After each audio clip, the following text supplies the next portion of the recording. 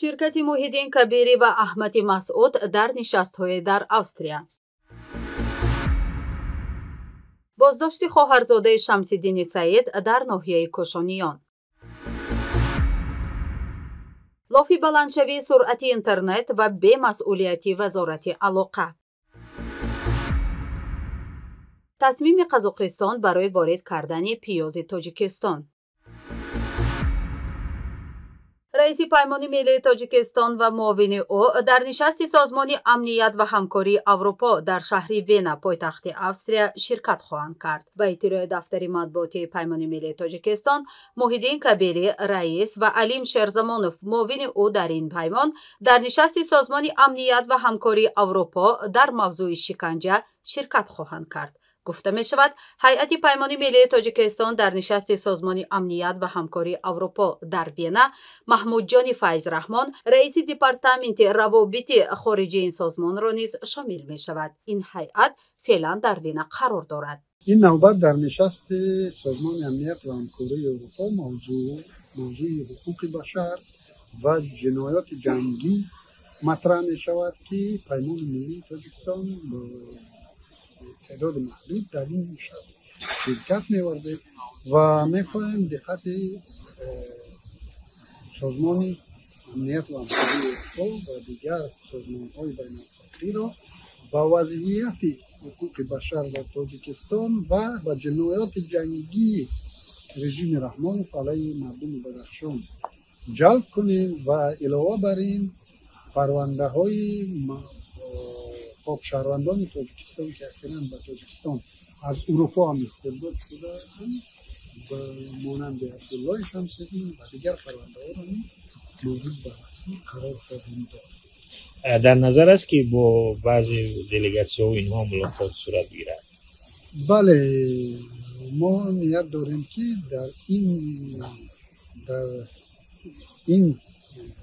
در دوران‌های این کنفرانس با مقامات‌های بلندپایه سازمان امنیت و همکاری اروپا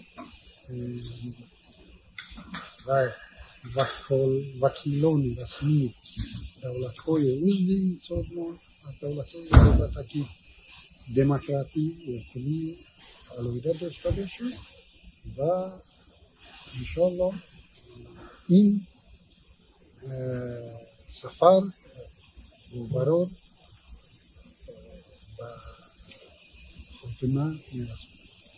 در همین حال جبهه مقاومتی ملی افغانستان نیز در روز یکشنبه اعلام کرد احمد مسعود رهبر این جبهه برای شرکت در نشست در وینا عازم австрия شده است. در خبرنامه این جبهه آمده است این نشست بر تقویت اعتمادسازی میان جریان‌های مخالف طالبان تمرکز خواهد کرد. این دومین نشست چهره‌های سیاسی ضد طالبان در وینا است.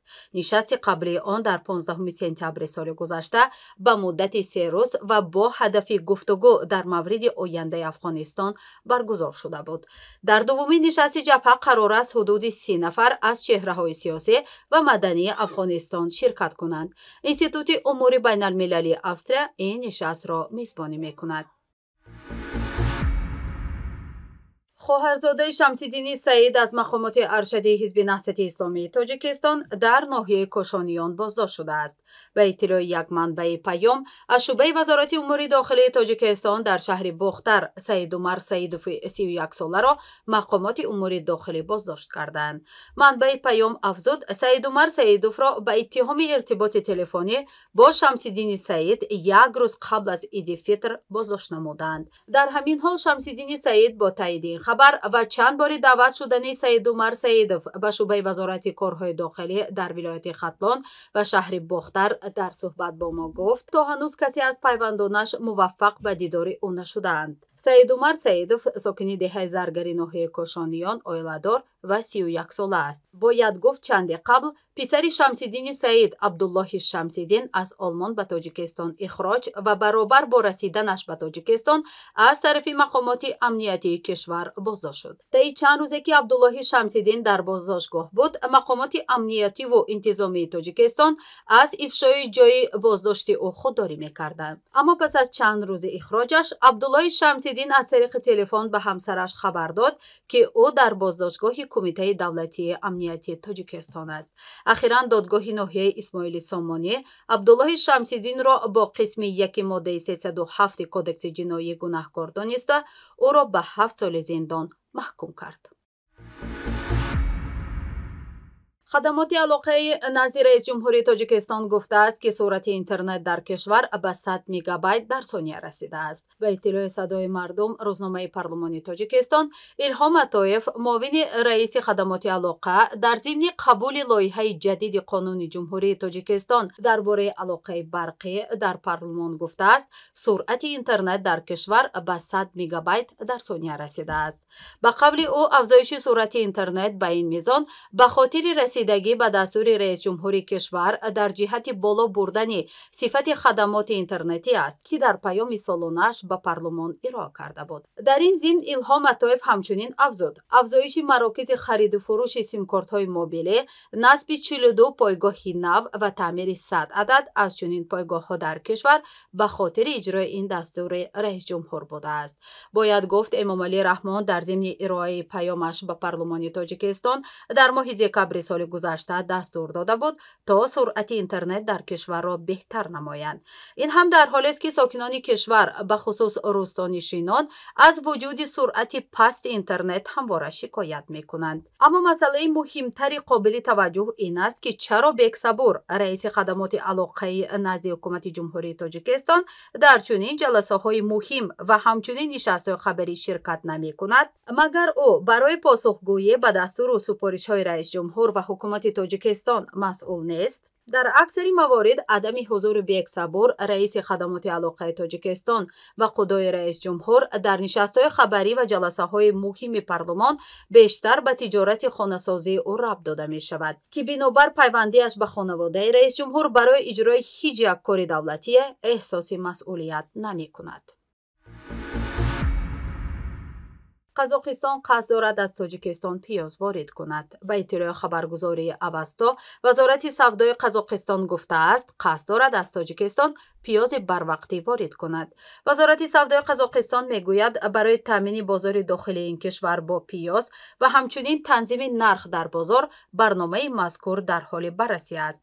با گزارش منبع این تصمیم وزارت سودای قزاقستان در حال است که ارزش نوهای از محصولات خوراکی از قبیل قند، مرجمک و روغن آفتابپرست در این کشور رو به کاهش آورده است.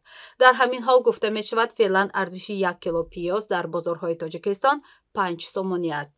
افزایش نرخ محصولات خوراکی به خصوص محصولات کشاورزی در تاجیکستان در زمان حاصل برداری کمی پایین‌تر می رود، اما این مدت زیاد نخواهد بود. حالانکه پس از سپری شدن موسم حاصل غنداری باز هم نرخ می افزاید که ساکنان می گویند چون این روند قابلیت خریداری آنها را کاهش می دهد. در این ضمن کارشناسان چنین اتفاقات را به عدم برنامه مشخصی تامین بازار داخلی تاجیکستان و صادرات محصولات کشاورزی به خارج از کشور مرتبط می‌دانند. پیاز و کارتوشکا در فهرست مواد غذایی اولیه تاجیکستان قرار دارند که همه ساله با گذشتن زمانی حاصل غنداری در کشور نرخ این نوع از محصولات گران می‌شود، اما در زمانی حاصلگیری نرخ پایین‌تر است که کشاورزان شکایت می‌کنند این گونه نرخ مصرف آنها را نمی‌پوشاند. دلیل چنین ناموافقتی از به برنامگی حکومت در راستای تامین بازار داخلی ربط داده می‌شود که از آن هم خریدار ضرر می‌بیند و هم کشاورزان.